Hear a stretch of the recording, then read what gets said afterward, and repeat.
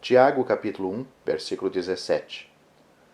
Tiago, desejando encorajar e instruir os irmãos dispersos de origem judaica, no primeiro século da presente era, lhes assegurou que Deus, longe de ser o tentador de homens, é o doador de boas dádivas. Ao invés de induzir pessoas para pecar, como alguns achavam, conforme o capítulo 1, versículo 13, Deus dá liberal e consistentemente todo o dom benéfico. Toda a boa dádiva e todo o dom perfeito vem do alto, descendo do Pai das luzes, em quem não há mudança nem sombra de variação. Tiago capítulo 1, versículo 17. Vamos examinar este versículo. Toda a boa dádiva e todo o dom perfeito. É possível, como alguns estudiosos acreditam, que Tiago citou aqui duas frases harmônicas de um poema, provérbio ou hino antigo, pois na língua grega elas têm ritmo e rima, embora haja uma pequena distinção no significado dos dois substantivos. Dádiva, no grego doses, indica ato de dar. Veja a única outra ocorrência em Filipenses capítulo 4, versículo 15, ali traduzido dar. E dom, no grego dorema, denota donativo. É traduzido dom em Romanos capítulo 5, versículo 16, onde há a única outra referência à palavra no Novo Testamento. É provável que Tiago, não querendo enfatizar essa diferença, se serviu dos dois como sinônimos. Assim, a duplicação do conceito dádiva serve para salientar a natureza generosa, franca e sacrificial das doações divinas. Deus é o grande doador, soberano e magnífico no universo. O apóstolo Paulo escreveu bem de Deus como aquele que abundantemente nos dá todas as coisas para delas gozarmos. 1 Timóteo capítulo 6, versículo 17. A nossa atenção, contudo, é chamada para os adjetivos todas, todo, boas e perfeito, usados por Tiago nesta oração. Os primeiros dois, a única diferença é a mudança do gênero, realçam o fato de o dar de Deus sempre é copicioso, farto e abundante. Na verdade, a repetição do adjetivo todo exclui enfaticamente a possibilidade de Deus dar algo que não seja bom e perfeito, como, por exemplo, as tentações para pecar. A boa dádiva refere-se ao dar que resulta em benefício, utilidade e proveito para o recebedor, ao passo que o dom perfeito indica o donativo que vem exatamente ao encontro da necessidade do momento. Irmãos, regozijemo-nos que o nosso Deus é assim. Compartilhamos os sentimentos do apóstolo Paulo, que escreveu: graças a Deus, pois pelo seu dom inefável, 2 Coríntios capítulo 9, versículo 15. É inegável que esse dom é tanto bom quanto perfeito. Na realidade, todos os seus dons são assim. Examinemos outras palavras deste versículo. Vem do alto.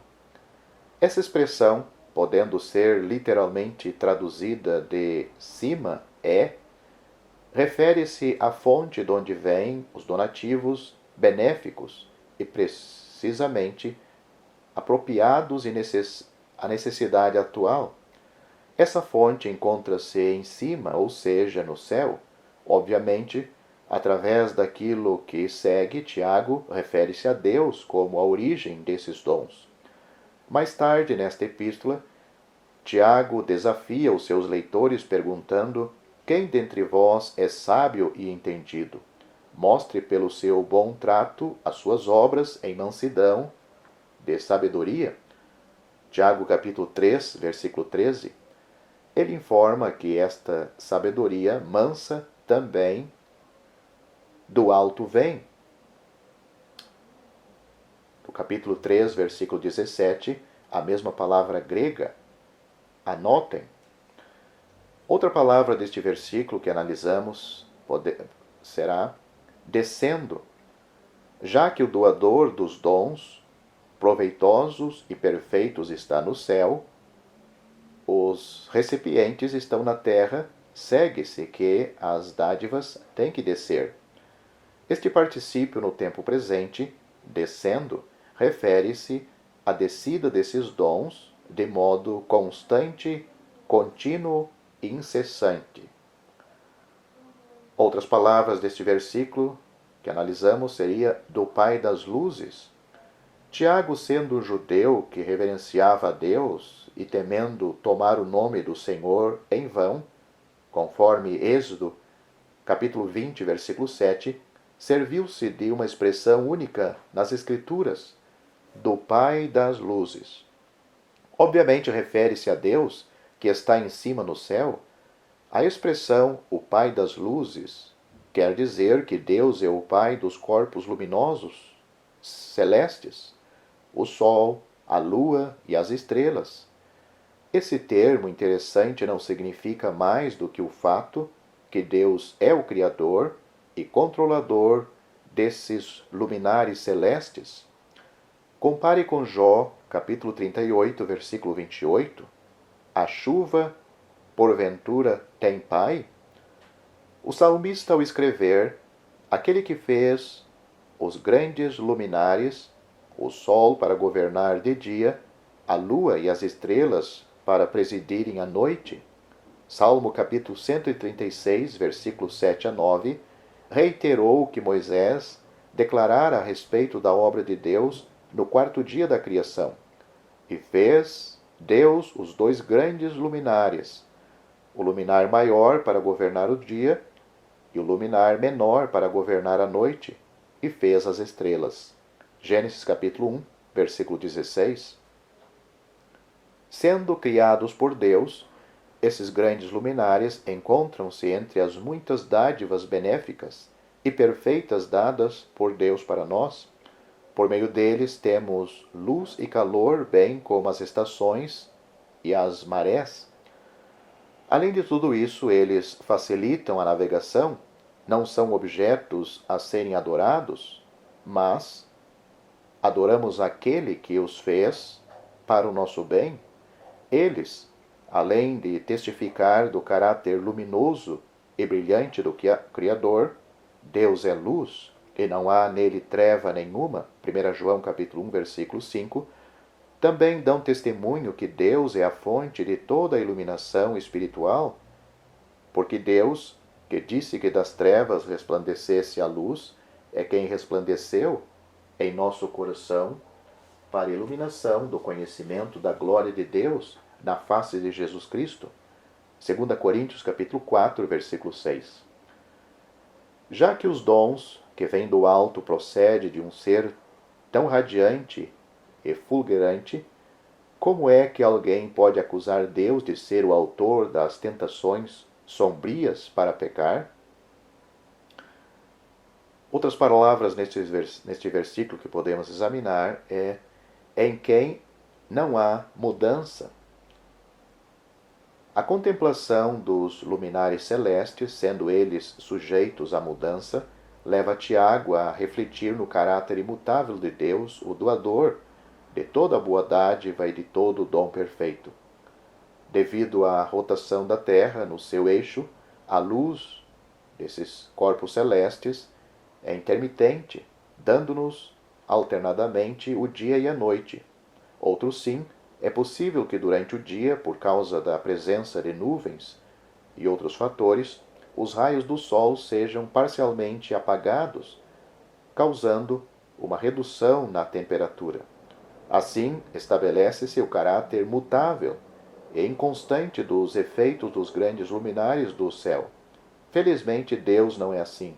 A sua vontade de dar é inalterável, porque eu, o Senhor, não mudo, conforme vemos em Malaquias capítulo 3, versículo 6. Examinemos também essas palavras nem sombra de variação. Esta frase, interessante, traduzida na versão revista inglesa, nem sombra, que é lançada pelo virar, provavelmente se refere ao eclipse, que ocorre anualmente, isto é, por exemplo, o eclipse solar, que se dá quando a Lua se alinha entre a Terra e o Sol. No evento desse fenômeno, a Lua lança, por alguns minutos, uma sombra assombrosa sobre a Terra. A bondade de Deus, no entanto, nunca lança uma sombra de relutância ou hesitação. O erudita Adamson escreveu: a benevolência de Deus é como uma luz que não pode ser extinta, eclipsada ou sombreada. De modo algum, nada pode bloquear a luz divina, interromper o fluxo de sua bondade ou colocá-la na sombra, de modo que ficássemos fora do alcance de sua radiância. O próprio Senhor Jesus uma vez falou de forma nítida da generosidade abundante e quase extravagante de Deus, servindo-se da metáfora de um balconista liberal que sempre dava mais que era pedido. Dai, e ser-vos-á dado, boa medida, recalcada, sacudida e transbordando, vos deitarão no vosso regaço. Lucas capítulo 6, versículo 38. Assim é o dar do nosso Deus.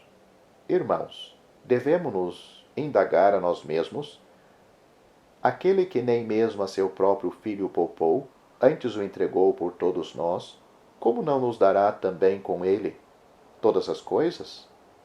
Romanos capítulo 8, versículo 32.